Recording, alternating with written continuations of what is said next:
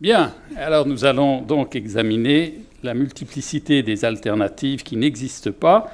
Nous en avons un peu parlé dans la table ronde qui précède à propos des questions de l'accueil psychique, de la fabrique du commun, de la constitution d'une archive. Nous reprenons maintenant avec trois autres intervenants autour de ces mêmes questions. À ma droite, Claudia Girola, qui est professeure de sociologie, d'anthropologie à l'université Paris Diderot et qui travaille sur le sans-abrisme.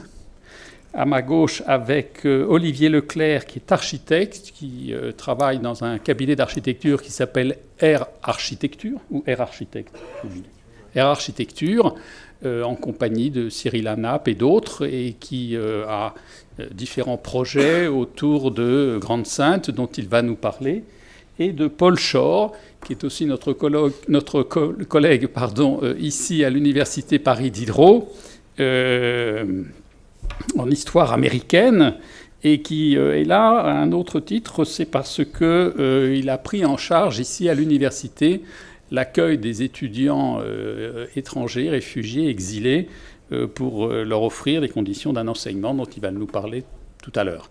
Donc je commence par donner la parole à Claudia. Merci. Donc, je ne sais pas si m'excuser ou non. J'ai entendu dire constamment ce jour-là et aujourd'hui, décalé et calé. Donc je serai un petit peu décalée et je vais lire. Je vais lire tranquillement, mais je vais lire. Donc, bien entendu que je vous remercie de m'avoir invité à cette initiative heureuse, je dirais, pour penser ensemble. En effet, dans cette table ronde qui a été un petit peu coupée, on l'a vu, on a abordé surtout la problématique des exilés des nations.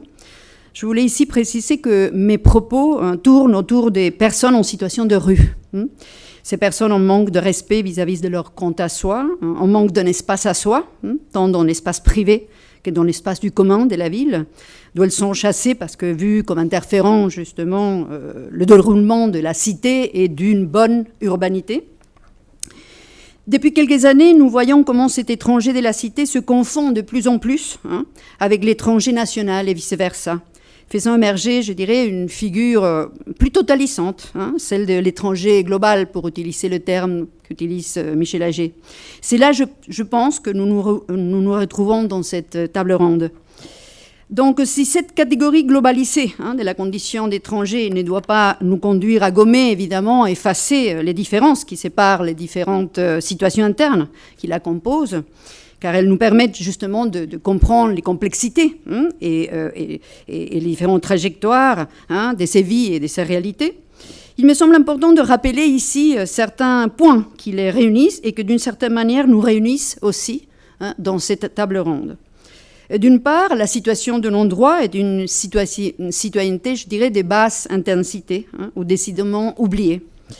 Le terme privatif de sang, surtout de sans refuge, les déterritorialisations permanentes qu'ils subissent, le fait qu'aucun groupe ne le réclame comme faisant partie des siens, ce qui renforce la constitution, je dirais, d'une sorte de communauté d'expérience, du fait d'être confinés les uns et les autres aux lieux frontières. Quand je me réfère aux lieux frontières, évidemment, je parle des asiles, je parle des centres d'hébergement, de ces petites unités loin de la campagne, comme beaucoup des travailleurs sociaux me disent, des CADA, des CAO, mais donnant en évidence finalement un accueil en panne. Je voulus faire ces remarques car elles inscrivent mes propos dans une continuité de la discontinuité finalement du vécu de la condition et de l'expérience humaine et expliquent finalement ma présence ici. Je reviens donc à ma question, quelle est la relation, quelle est la possibilité des alternatives du point de vue de celles qui se trouvent dans une situation de vie extrême. Cette question confronte systématiquement, je dirais, au classique mais nécessairement irrésolu tiraillement entre détermination et marge de manœuvre dans lesquelles se trouvent ces personnes. Je me réfère à cette tension entre la volonté de la part du chercheur de rendre compte des énergies productives quotidiennes de ces personnes, les éclats de la vie des hommes et femmes, reprenant les mots de Michel Foucault, pour vivre en homme et femme malgré tout, et que j'ai interprété toujours comme des formes, c'est vrai, parfois presque imperceptibles, de subjectivation. Sinon, comment expliquer leur présence récalcitrante dans les rues ou friches de la ville, malgré les souffrances insupportables, les expériences limites auxquelles elles sont soumises d'une manière systématique. Donc, ces tensions entre la volonté de rencontre de leurs pratiques productives et les doutes qui envahissent les chercheurs, qui m'envahissent, de compréhension ou de crainte d'imposition de sens de leurs actions, lorsque j'observe ces personnes être à leur tour envahies par une fatigue incommensurable qui se produit dans le déroulement d'un difficile parcours de leur existence, parfois d'une vie entière, pour rester une personne. Fatigue qui peut amener, c'est vrai, les personnes à une situation de désolation hors de soi, mais que je n'ai jamais confondue avec une capitulation. C'est peut-être la fin de la guerre. Cette fatigue est le résultat surtout d'une pluralité des actions désubjectivantes qui s'exercent sur ces personnes. Des mutilations biographiques de la part des acteurs de l'action sociale, des acteurs politiques, institutionnels, même de la part des passants ordinaires, nous-mêmes, qui nommons leur présence dans l'espace de la ville avec des étiquettes réductrices, interchangeables, point de reconnaissance de la singularité historique de ces personnes. Cette fatigue est aussi résultat des logiques des déplacements territoriaux, oui, pour les personnes sans abri aussi, les nationaux, entre guillemets, qui ne le sont pas non plus. Les reconduites à la frontière, et je l'utilise parce que c'est le terme qu'on utilise parfois, donc reconduite à la frontière communale de ces personnes de la part des pouvoirs locaux, dévoilant le conflit politico-juridique de longue date entre intérêts locaux, intérêts généraux, et de la prise en charge, dévoilant aussi tout le conflit de la prise en charge financière et sociale du pauvre national, toujours envoyé aux responsabilités de l'État, l'empêchant ainsi un ancrage local, leur faisant subir la violence du déracinement et surtout l'éloignant des guichets de la protection de la commune et des bénéfices sociaux qui lui reviendraient de droit. Le welfare local. Cette fatigue est surtout le fait de devoir se confronter brutalement et d'une manière quotidienne aux exigences de la matérialité de la vie, aux besoins qui n'attendent pas et aux temporalités arbitraires et imposées par les institutions qui ignorent la temporalité complexe et spartiate qu'exige une vie dans l'extrême. Fatigue provoquée aussi par cette oscillation permanente dans laquelle se trouve cette personne entre la dissimulation de leur état par des pratiques d'invisibilisation volontaire pour échapper à des stigmatisations et des regards non réciproques et le désir d'être vu, d'être pour autrui. Mais cette fatigue est aussi, et contrairement aux signes négatifs des actions que je viens de mentionner, le résultat des pratiques mises en place par ces personnes pour faire face à ces actions désubjectivantes, afin de tenir, j'utilise le terme de tenir, et de se donner la preuve de l'être là, des pratiques qui leur exigent un effort vital, parfois jusqu'à l'épuisement. Cette fatigue constitue une menace permanente qui met les personnes dans une situation de crise, je dirais vraiment, de soi, de la présence. Et c'est là que la question de la possibilité d'une alternative s'impose, je dirais comme une interrogation qui trouble les chercheurs. Le quotidien insupportable des personnes sans abri est consacré, vous le savez, en grande partie à l'entretien du corps, car elles savent que c'est la condition du maintien de soi et d'une manière indissociable. Pas parce qu'elles sont réduites à la pure nécessité, bien sûr que aussi il y a la question de la nécessité, mais parce qu'elles affirment que c'est dans leur corps qu'est nichée leur personne. Dans une situation limite de vie, les frontières entre nécessité et quant à soi sont nécessairement brouillées. C'est une manière de s'affirmer dans la totalité de son être face à tant de morcellement subis. C'est par mon corps que je sens la vie, que je garde mes souvenirs et que je me rappelle qui suis-je, me dit Alice. C'est dans la protection de leur corps que ces personnes mesurent l'énergie qui reste pour être là et se rappeler à chaque fois qui suis-je. Mais il faut rappeler, la vie de ces personnes se développe dans un cadre d'options minime, à tel point minime, que l'idée d'option apparaît très relative, sinon inexistante, ou de l'ordre de l'impensable, ou je dirais même du ridicule. Du ridicule surtout face aux intentions d'une possibilité, certes louable, qui peut tomber dans une du chercheur, qui peut tomber dans une vision acritique de son regard, qui n'est fait que ressortir les possibles des personnes, craintif que des descriptions de souffrances des vulnérables et de leur exténuation puissent être utilisées par les entrepreneurs de la morale de la ville, dans mon cas, pour formuler les politiques contre les indésirables, à leurs yeux résolument vaincus, craintif aussi d'indigner ceux qui sont engagés dans la lutte pour réduire ou éradiquer leurs infamantes conditions de vie. L'absolutisme de la dureté de la réalité s'impose donc sans fissure à ces personnes. Face à cette imposition, c'est une lutte pour rester dedans qui démarre impérativement. C'est ce rester dedans que revendiquent les personnes que j'ai rencontrées qui me semble devoir retenir toute notre attention. Il faut comprendre ce que vivent les personnes à la rue et surtout de l'ordre de l'expérience extrême, qu'elles doivent reconnaître, décrypter, comprendre, maîtriser tout en la vivant. Et les travails de présence qui exigent une force de conviction permanente, surtout parce que ces personnes sont frappées par ce qui leur arrive, perplexes face au traitement et à la parole de ceux qui s'adressent à elles par des termes qui les dépouillent, des attaches de leur vie passée et présente. Mais conviction qui ne peut qu'être résultat d'un travail profond de réflexion, matérialisé évidemment aussi par des actions, sur ce monde qui le confine à ses bords. Face à l'extrême, le ton de vie est un impératif à respecter et à redouter. Relégué à une, liminarité, un entre-deux par contrainte, il s'agit pour elle tout d'abord d'apprendre à recevoir, à endurer et dans la mesure du possible éviter les coups de cette vie que ces personnes n'auraient jamais pu ni concevoir ni imaginer pour elles, même si dans leurs histoires des traces des vies douloureuses ou difficiles leur alertaient. Je ne sais pas si c'est un argentinisme. Endurer les coups et surtout tenir. Aujourd'hui, maintenant, il s'agit alors de prendre ses marques, de s'arrêter, un repli pour soi en individuel ou en collectif. Une sorte d'observatoire liminaire construit en opposition à une liminarité imposée qui aveugle. Et découvrir ainsi les failles de ce monde, et aussi calculer ce qui leur convient. Le calcul, c'est une discipline, un sport de la précarité, et bienvenue. Il ne s'agit pas d'imaginer un autre monde possible, il s'agit de connaître les principes d'un ordre déjà existant. De là, l'observation, l'exploration, un travail de mémoire intense et l'apprentissage du dedans, depuis les dedans, pour rester dedans. La crise de la présence, dont j'ai parlé tout à l'heure, se complète avec la fonction du rachat de la crise même. Cela ne signifie pas la promesse d'un autre ordre ou la recherche des autres voies. Il s'agit de tenir au présent, ici, de suspendre l'action même, ce qui est toutefois une action, et regarder attentivement ce qui se présente là à ces personnes dans ce dedans.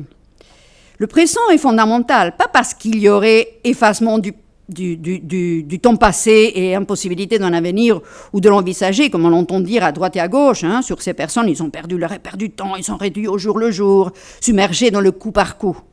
Non, au contraire, il s'agit pour ces personnes d'habiter de façon radicale et inaliénable le présent comme événement qui délivre une connaissance, ce qui leur permet de penser moins un temps différent à venir, peut-être dans l'immédiat, qu'un temps à suivre. Cette exploration qui s'est faite surtout dans le parcours routinier du circuit de l'aide, véritable dédale entre frontières où elles sont catégorisées sans cesse, jusqu'à brouiller leur propre nom, qui condense leur vie entière. Donc cette exploration sensibilise les personnes aux irrationalités institutionnelles, aux injustices, plus encore aux non-justesses du système, comme ils disent. Sensibilise aux séparations sociales imposées, aux formes du pouvoir et ou des dominations. Ce n'est pas que ces personnes n'en étaient pas conscientes auparavant. C'est que le vécu de l'extrême établit d'autres relations avec le réel. C'est le vécu de sa propre limite et du jusqu'où, jusqu'à quand on tiendra. N'ayant pas de bifurcation immédiate à prendre pour s'en sortir, de toute manière, c'est rare que les institutions ou autres organisations leur proposent des solutions à partir de leurs compétences et des espaces qu'elles occupent dans la ville. Il ne leur reste que comprendre d'une manière péremptoire les mécanismes du social et de se donner des explications individuelles historiques de leur propre situation. Leur plainte dans l'espace public, éminemment une action politique, parce qu'elle s'adresse aux autres et est communicable, ou face à tant d'autres interlocuteurs de l'aide sociale, de l'assistance sociale, etc., doit leur ressembler. Elle ne peut pas se réduire à la supplique utilitaire, une monnaie, une nuit d'hôtel, oui, il y a ça, mais elle doit rendre compte de son impératif moral, parce que la vie, dans l'extrême, revêt la forme dominante de la lutte. Lutte de la vie, mais surtout pour la vie, car elle ne va plus de soi et que la mort souvent prématurée menace. Les statistiques, ou les non-statistiques, justement, le montrent. Ces personnes refusent d'abandonner la lutte du présent en échange, par exemple, d'une nuit acillaire. Pas parce qu'elles affirment toujours vivantes, mais parce que c'est la lutte même qui leur permet de palper leur propre existence. C'est là que ces personnes dénouent le dilemme de penser l'alternative qui deviendrait à leurs yeux et pour un temps un obstacle pour exploiter leur présent sans réserve. Tout est fouillé. Le geste du don auquel sont soumises perpétuellement et leur est signifié en droit. Quand on te donne, en réalité, c'est des droits qu'il s'agit. Parce que dans ma vie, on n'a fait que me prendre. J'ai toujours donné. Nous avons cotisé. Où est notre part à nous ? Réclame avec véhémence Robert au Petit Nanterre. Mais cette exploration dans leur réplique qui n'est pas abandon de soi, mais volonté de savoir, sensibilise ces personnes aussi à ce qui fait du commun le monde. Les personnes que j'ai rencontrées depuis déjà de longues années cherchent avant tout de s'entrelacer avec les autres et d'être comme les autres, d'être vues comme les autres, d'avoir comme les autres, d'être un parmi tous équivalent dans ce monde. Aucune altération du principe de réalité non revendiquée. Et cherche à participer des imperfections de ce monde et de faire part de sa critique ainsi que de son admiration dont elles sont écartées. Un parmi tous comme les autres. On le voit ainsi construire le lieu de vie en faisant la ville et en la prolongeant, en s'imbriquant à elle, ces villes qui leur tiennent à distance et traitent en permanence de les exclure. On le voit aménager leur chez-soi dans leur précaire construction en reproduisant les espaces et les esthétiques des maisons et petits pavillons qu'elles ont perdus, qu'elles ont dû abandonner ou qu'elles imaginent avoir un jour. On leur voit réclamer du travail et pas des contrats bidons, comme ils disent, rappelant leur statut passé des travailleurs sans oublier des humiliations subies, mais non plus de ce qui aidait à vivre. Elles se disent nantériennes, clichoises, parisiennes et stéphanoises et s'entrelacent avec les habitants des quartiers de manière conflictuelle mais durable, s'inscrivant obstinés dans l'histoire de la ville et en revendiquant leur statut d'habitants. Des russes et des détournements, elles sont des expertes et d'une créativité surprenante. Ces pratiques sont autovalorisantes, certes, mais elles en ont marre aussi. Ce sont des expériences de survie qui se fabriquent à l'ombre d'une connaissance minutieuse et réfléchie, issue des observations et des vécus des relations des pouvoirs. Expériences de survie qui n'arrivent pas à s'opposer au pouvoir, elles le savent, ni abolir la réalité sociale, elles le savent, mais au moins à la distraire, parfois à la pousser à s'interroger. Elles disent être dans le monde des hommes, donc parce qu'il est humain, il est aussi inhumain. C'est à ces dernières qu'elles s'adressent souvent dans leurs plaintes et leur veulent faire comprendre le tort qui fait leur pouvoir. Ces expériences de survie qui leur ont permis de prendre en charge leur vie, elles sont depuis toujours autonomes. Autonomie qui se confondent avec l'absence de l'aide et qui leur ont permis d'inventer ce qui leur manque. Ces expériences sont démenues de compétences.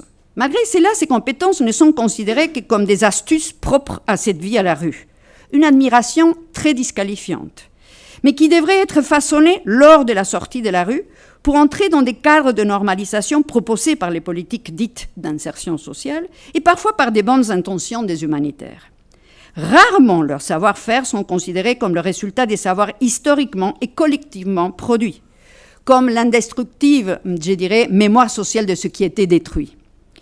Donc, les propositions autogestionnaires, les projets alternatifs ou de reconnaissance de leur, je dis cite, des phrases que j'ai entendues, de leur capacité pour que ces personnes récupèrent leur dignité, phrases qu'on n'arrête pas d'entendre de la part de l'action sociale et de l'académie aussi, comme si la dignité était un processus moral interne de la personne et pas des formes d'indignité construites historiquement et imposées sans détour. Ces propositions sont toujours regardées avec surveillance, sinon avec méfiance. Parce que c'est plutôt la rencontre avec des individus passants ordinaires, citoyens passants, un lien civil en dehors de toute dictature parentale ou institutionnelle, ce qui valorise particulièrement ces personnes à la rue. Parfois, évidemment, cet individu en association avec un collectif, mais qui se présente dans une logique du chacun. Cette rencontre qui s'est faite par un échange de paroles, qui ouvrira à l'aide et probablement au droit et puis à l'amitié. Donc cet individu ordinaire qui s'est approché n'est pas toujours un initié à la chose publique, ni un militant politique ou de la solidarité sociale, ou peut-être il l'est. Mais ce qui sera valorisé par les personnes en service, ce n'est pas nécessairement l'engagement réfléchi à la cause, c'est plutôt l'étonnement que cet individu qui s'arrête exprime face à ce qu'il voit intolérable, ainsi que l'étonnement qu'il exprime de sa propre surprise vécue comme honteuse du fait de ne pas avoir su. Ce qui valorise aussi ces personnes, c'est qu'on leur prête l'oreille sans nécessairement des dispositifs pour l'aider, ni discours d'indignation à lui prouver.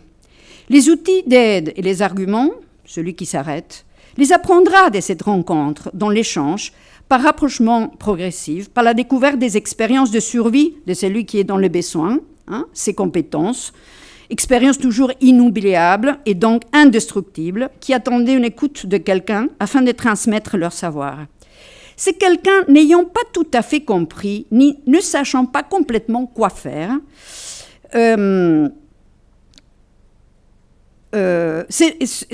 quelqu'un, n'ayant pas tout à fait compris, ni ne sachant pas complètement quoi faire, s'aimait à agir et donc à apparaître par ce geste d'attention et d'écoute hospitalière imprévue, une hospitalité presque dilettante, et dans le même mouvement, il fait apparaître l'autre. Cette double apparition n'est qu'une subjectivation à deux qui crée les bases d'un espace d'accueil possible, conçu comme lieu d'échange et des brouillages de frontières entre celui qui arrive et celui qui accueille. Pour finir, je fais écho à ce qu'avait dit tout à l'heure Camille, finalement un accueil dans les deux sens. Merci. Merci.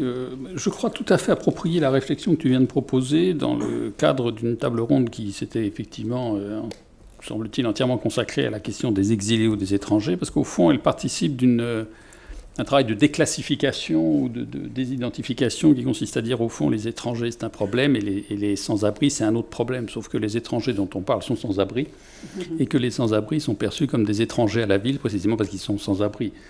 J'ai une anecdote en tête. Récemment, nous avons discuté, Camille et moi, avec le responsable du secours catholique de la région du Calaisis, et il nous indiquait qu'il avait organisé quelques mois auparavant toute une journée de travail avec des groupes de gens précaires de la région de Calais, et que lui, ayant en charge un groupe d'exilés, s'était associé à cette journée.